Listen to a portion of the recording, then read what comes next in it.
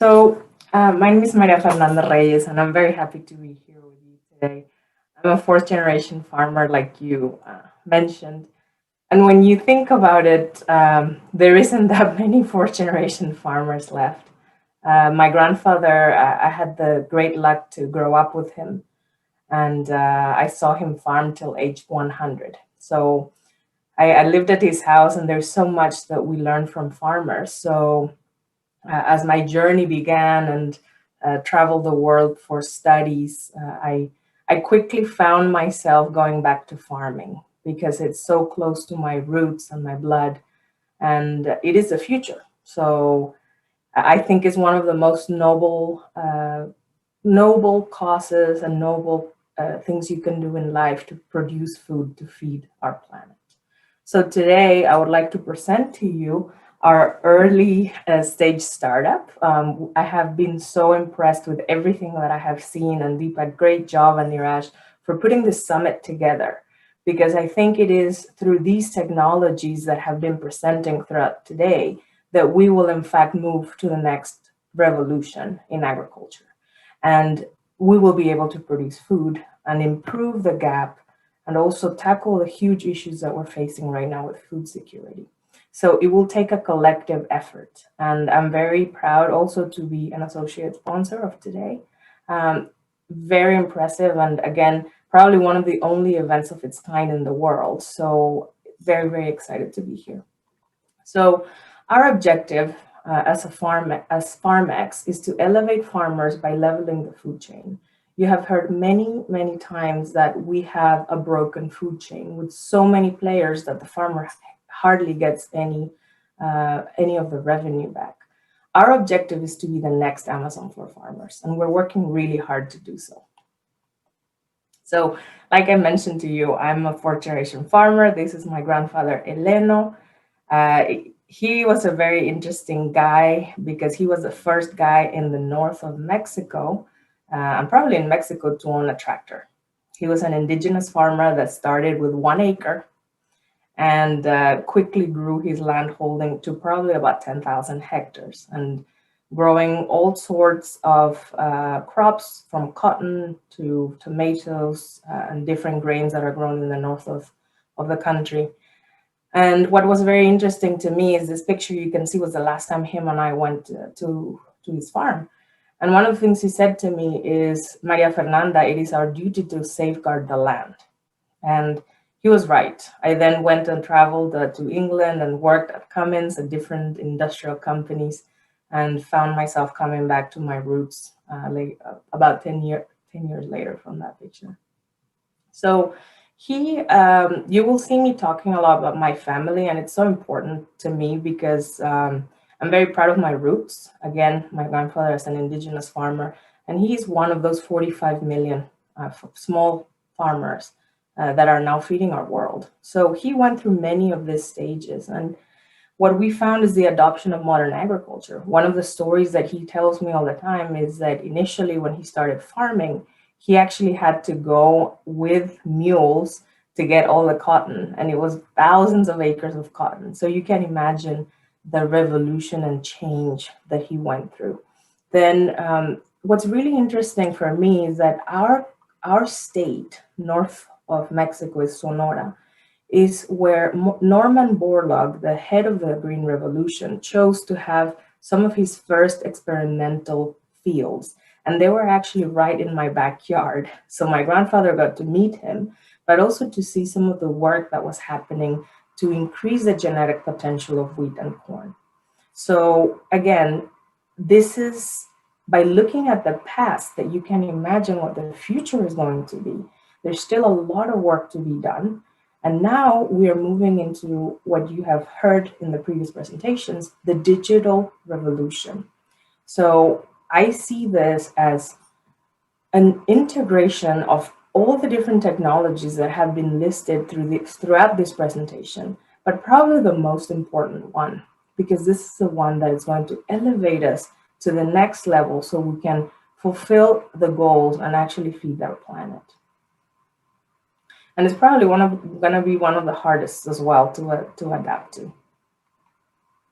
So one of my passions when I decided to go back to Mexico from England and go back to farming was the fact that we started seeing that there's only about 6 years worth of farming left if soil degradation continues by Scientific American. Now, this is probably way less due to the water crisis globally. So what we have seen is probably with everything that we have going on, every time I speak to researchers, there's probably less than 20 years worth of farming left if we do not act now. So it will take a collective effort of all the different technologies within AgTech to tackle these issues, solve the crisis, and be able to produce in a more sustainable fashion. One of the things that I wanted to share with you are some of my mistakes, right? Everybody talks about how all their triumphs, but I'm going to share with you some of my mistakes. So, or learnings. So when I came to the US, probably about 10 years ago, I brought a biological microbial technology called AGRIpreneur, which helped farmers produce more yield by reducing certain fertilizer inputs and increasing soil microbial activity. So I remember crossing the border with all the products and visiting probably about 200 farms within Arizona and California, meeting everybody from the irrigator all the way to the people that are harvesting, people that are planting, farm manager, and then eventually the owner. And what I realized is that farmers want to be sustainable, and they are sustainable. So you shouldn't be telling them that they're not. And that was one of the things that I learned. You know, when we want to address a farmer and get them to adopt a new technology, you have to understand that from their end, they are sustainable. But what does sustainability actually mean? To me, sustainability means that the farmer is able to do all the different practices that they do and still remain profitable at the end, as well as environmentally sustainable. So those are two different things, but they're just as important. So that's part of why I got into this journey. Again, my first job was at Walmart when I was 17 years old in England. They had just bought Asda. And I remember that my first use of technology was on a Telson gun, which are still being used by Walmart, to scan all the different waste items that were being lost. And a lot of that was produce. So that kind of kick-started my interest into trying to understand what the causes of that huge food waste was.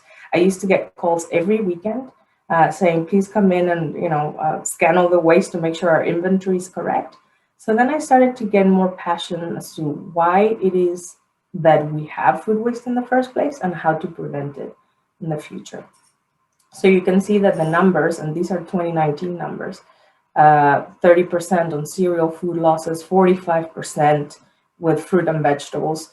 Deepak and I had a conference, I think it was about a year ago on this, and I remember that food waste was so high, and it's now just been exacerbated by COVID because farmers are having or were having to throw away a lot of the produce due to the collapse of so many industries. So they were left with their produce. I wanted to introduce you to my team.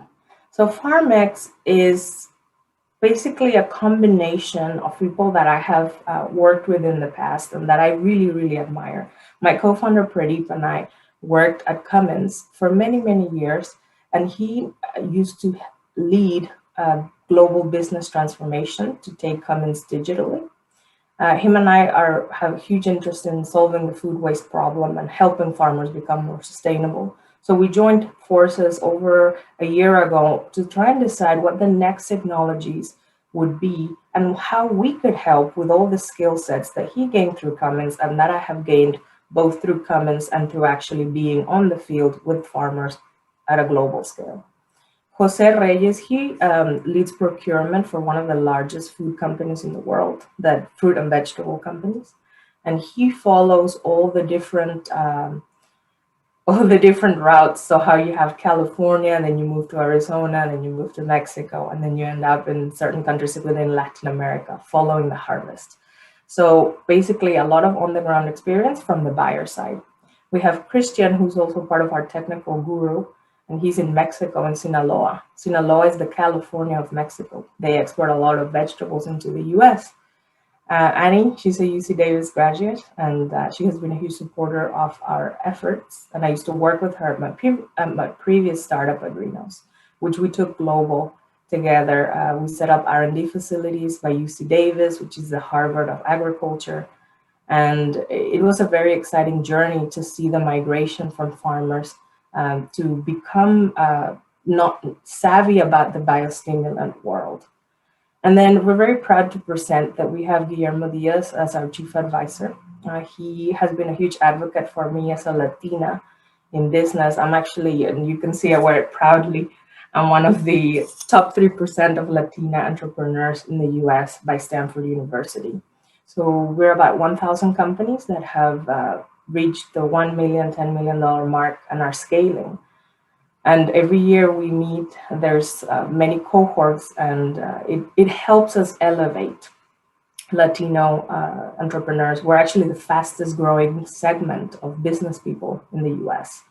And we will keep the economy going even within these COVID times. And you can see I'm based in California. We actually had the fastest, we were the fastest growing economy in the US. So Guillermo was CEO at Cisco Systems and now is the CEO at CloudSpot, an IoT and different type of technology company. And it is great to have somebody like that backing us right now. So over 30 years of combined experience, really passionate people to solve problems. And I want to introduce you to my friend Sophia. Sophia Colin is a Mexican-American farmer who came to the US about 15 to 20 years ago. And she started originally as a field worker. So she used to actually harvest. And she had skin issues sometimes from harvesting rashes. So the farm workers would say to her, you have to go home, you're not good for this job. But she still had the passion to continue with farming. So what she did is she worked hard and eventually she got her own farm. So she has Pitga Organics. She's based out of Hollister, California. Again, the problem that we're trying to tackle is less than 8%, less than 8 cents of every dollar that we spend at a supermarket, be it at Walmart, be it Amazon Fresh, on Whole Foods, goes to people like Sophia. So where is all that money staying? Where is it going? Because I walked the fields with Sophia last year through COVID, and it was so hard to see that she had to have her children helping her weed, a lot of physical manual labor, a lot of effort, a lot of money being spent. Yet at the end of the harvest, she wouldn't even make ends meet. So in the US, there are 671,000 small to medium farms like Sophia, and they represent 90% of our country. So you can see the importance of this problem. But to me, it's even more important because people like Sophia, who are Latinas, we represent 80% of US farming, whether it's a farm labor, and yet only 3% own their own farms. So that needs to change. And I'm working hard for that. And I want to show you this brief video of our work that we did last year through COVID.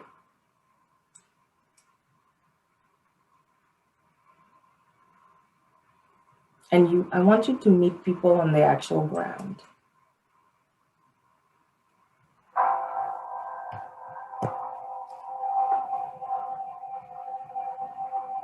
My name is Sophia Collins. My company name is Pisga Organic. Right now we are in Hollister, California. Always my passion.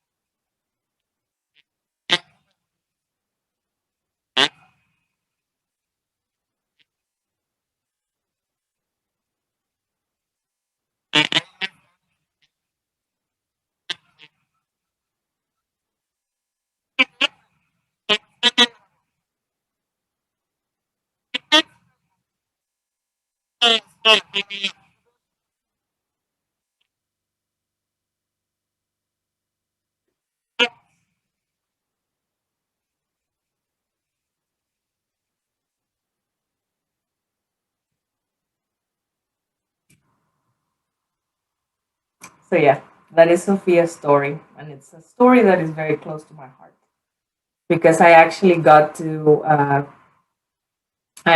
see it firsthand. And not only did I get to see it firsthand, but I got to walk the fields and get the phone calls from her last year in August saying, I have my full field, which is about 10 acres of produce ready, and I have no market. So I realized very soon that this is an issue that farmers were having globally.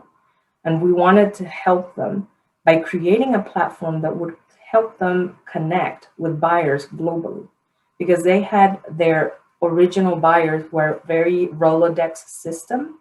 And I think somebody even created a spreadsheet in California to match demand and supply.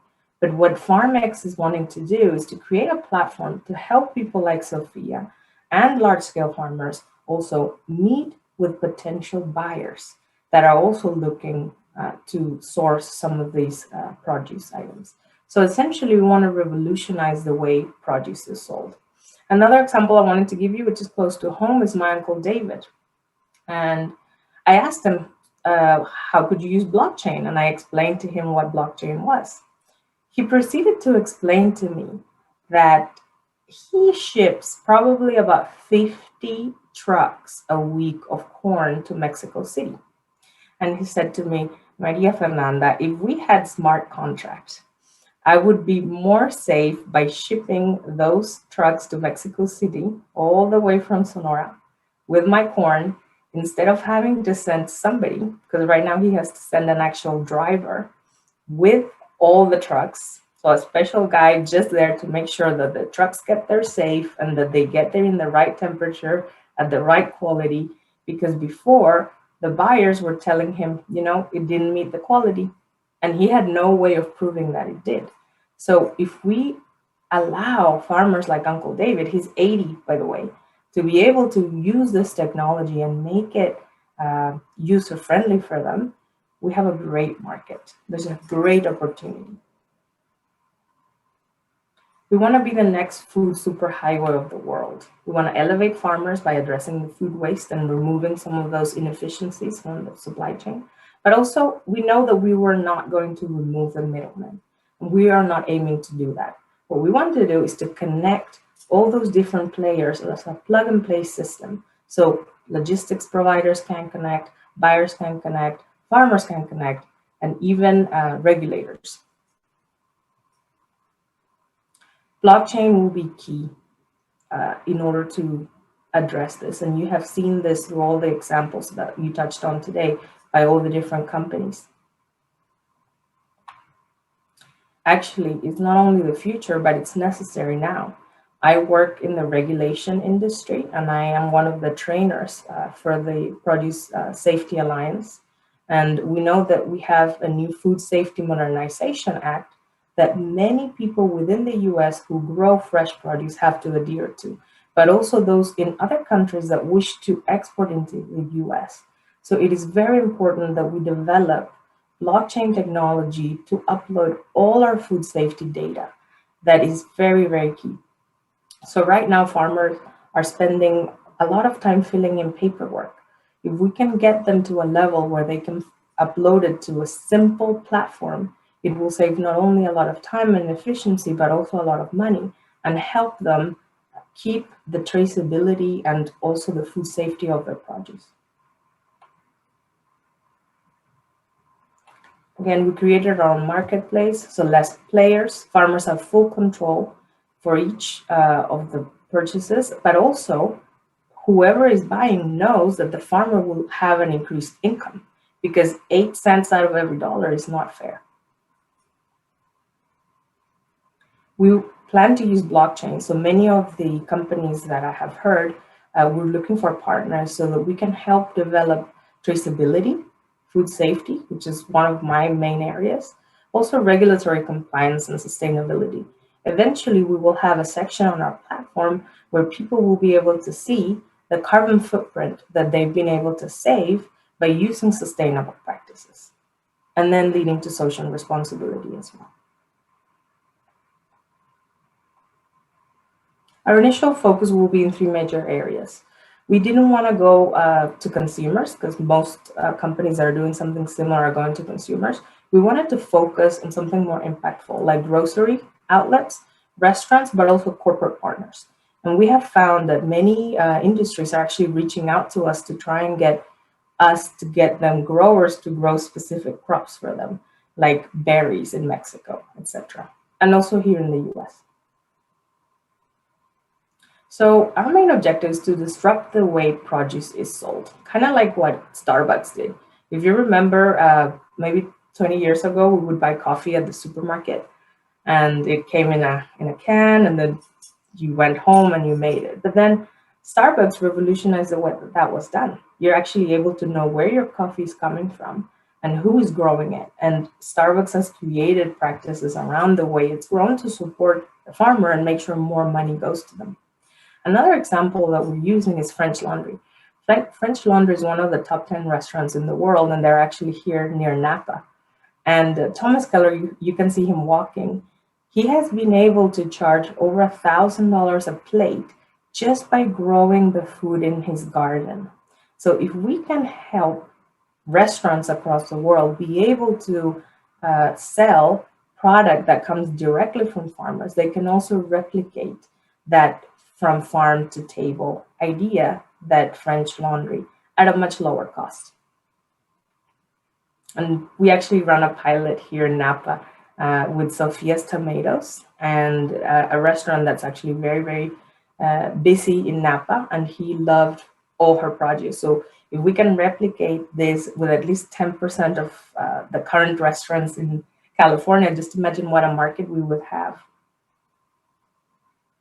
So yeah, restaurants represent a very exciting vertical, 835 billion total spend, and food delivery spend, which continuously increases. So we have a very exciting market to tackle. And everything is becoming more about shipping, about getting it the same day. We did run a pilot, and you can see there in Hollister, California, that's Sophia's son. Because it is a lot of our organic farming, they do need to do a lot of the weeding by hand. So it was very interesting to see all the work that they do night and day.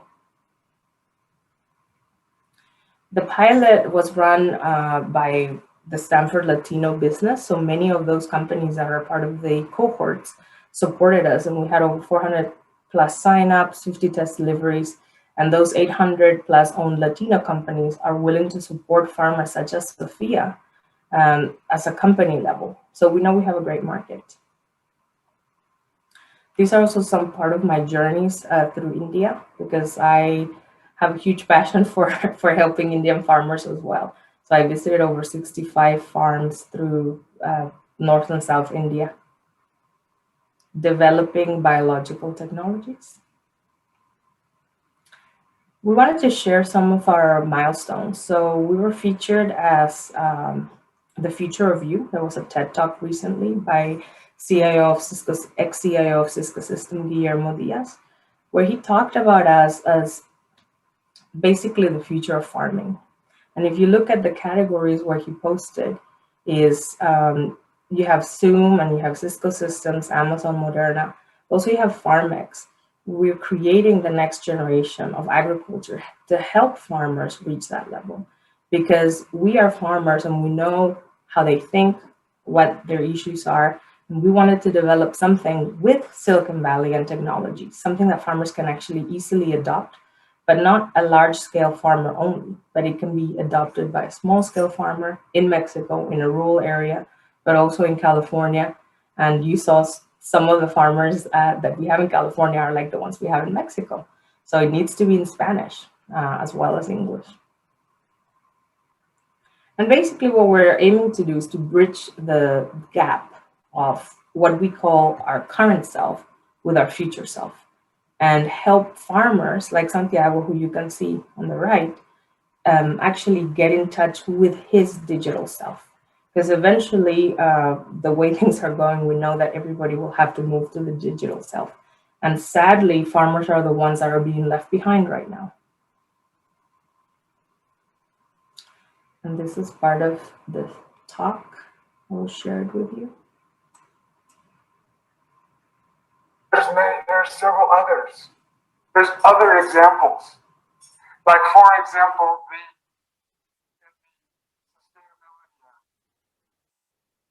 the Maria Fernanda Reyes, building an agriculture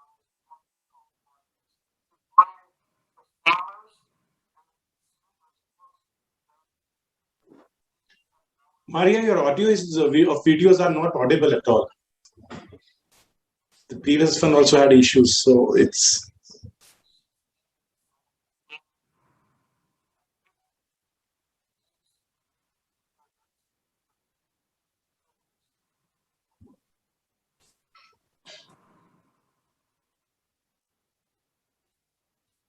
Maybe we can continue with next slide because it's not at all audible at all.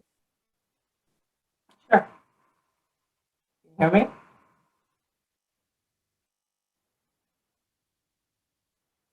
Can you hear me okay? Yeah, I can hear you. I can hear you, but the videos actually are playing that the audio is not there. That's why. Okay, that's fine. So I won't play this one then. So again, we know that the future is here, and we need to work really hard with advances in technology. We need to make sure that we get farmers to that level, but we need to get them to that level now. Right now, farmers are facing huge economical issues due to COVID. So how do we make these technologies easily accessible to them, but also user-friendly, so they can be easily adopted and we can start seeing traction faster. The ag tech landscape, and this slide is pretty busy, but it's probably not new to you. You can see many different players tackling many different things, such as labor management, which is key in the US and globally, but here it's probably one of the most expensive things that farmers have to spend on, and they don't have many access to labor. So people who are in the industry need to be looking at this as an integrated solution to try and help farmers find everything under one platform. Because right now what we're seeing is farmers, they hardly have time to be able to go onto different applications. But if they have everything under one roof, it will make it much easier. And I see this every time with all the farmers that I speak to in Mexico, in indigenous communities, but also in the US, and very highly technified farmers. They're in their trucks talking to the bank, so we want to make sure that whatever we develop is user friendly. So some of our commercial relationships are now with Dole and Driscoll Berries and also Giddings. And lastly, I just wanted to say thank you for the opportunity, Deepak. It has been a great week for me. I actually got to ask a question to Kamala Harris, and I had the answer in one of the videos, but I don't think you could hear it. But it's been a monumental week for us because we were able to represent our farmers directly with one of the most important women in the world. So we're pretty happy. We're excited about the journey. We're looking for partners, and we are available for any questions. Thank you. Thanks a lot, Maria. It was a pleasure having you. So if you can just stop your screen sharing so we can go to the question. Yeah, so all the viewers, unfortunately, the video voice was not there. Otherwise, Maria asked a very pertinent question about the hope in the farming community on the both sides of the border between US and Mexico. And I love the grace by which you asked the question, and I love the grace by which Her Excellency, the Vice President Kamala Harris responded. Now I'm having a couple of questions before we wind it up. Maria, actually, you have talked about creating Amazon for agriculture. And I believe that market linkages has always been a big challenge when we talk about agriculture. What do you believe, the value chain would have the impact, or type of farming would have impact? So what is your, I'll say that the target farmers, whether they are cereal farmers, whether they are perishables, because all the value chains are very different, or it would be all type of crops you will be addressing. It's a very good question. I think initially, most people that we see as our competitors, for instance, Indigo Agriculture, Indigo Ag, they raised $500 million from one of my previous board members, Ignacio Martinez, who founded Flagship Ventures. So many people are focusing more on the grain side and the commodity side, but we want to focus on the produce side, so fresh produce, because we believe there's a huge market and it needs a lot of help. We don't see many people doing this in the US and in Latin America, funnily enough. We do see people doing it in India and China. They're way more advanced than we are. And that is sad because we actually have one of the biggest export markets in the world. True. And as you have rightly identified that businesses, typically restaurant, would be the initial go-to customers. And then you're talking about creating a marketplace. Do you want to onboard the blockchain technology straight away? Because I would love to see if I'm eating in one of the restaurants in California that I can just once the dish is delivered to me with the QR code scan, I can see that actually from which countries all the ingredients are coming, when they were harvested, and how fresh and how sustainably they have been grown. So do you see those things you would be adopting, or do you have plan to adopt those type of technologies? Yes. We want to make it very simple. And initially, we will adopt blockchain for things like food safety. I've been in the food safety industry for over 10 years, and I'm part of some of the committees at a federal level with USDA and the different departments of agriculture. So I know how important it is for us to have to invest into the blockchain for food safety, particularly initially, and then later on moving on to different things. Eventually, I would like also to have my own crypto. token. That's awesome. That's Yes. awesome thought. Especially your question which you asked to Her Excellency, that can be converted to a digital art and NFT. Exactly. That's a great. You can make a pretty decent amount of money, because that it shook up half of America for sure. And you know which half I'm talking about. Exactly. Right. And So, yeah, how please. do we make those things? Like my sister's an artist, right? And she has a gallery, and she now started looking at NFTs. How do we make blockchain something that farmers can be talking about? The way that techies talk about. But farmers not at the level that we're talking like 200 hectares and up, millionaires. No, we're talking your average farmer and smallholder farmers that I meet with, indigenous people that are also very important in the whole food production scene. No, If I we fully can make agree. it, Yeah, sorry, $100. if we can make it, Deepak, easy for them to use, then I think that we will have a path for this to be adopted globally. No, for sure, because like, the one part where blockchain can play a very vital role for small and marginal farmer is that the differentiation of good farmers and not that great farmers. The farmers which don't abuse water, farmers which don't abuse too much of pesticides, fertilizers, right? And the value, the health of people who will be consuming their food, right? And that differentiation will be catered to the blockchain. Thanks a lot, Maria, for being here and talking about your journey and your future. And I wish you all the best for FarmX. And I hope one day I'll see it as definitely the Amazon and Cisco and the BPs of agriculture.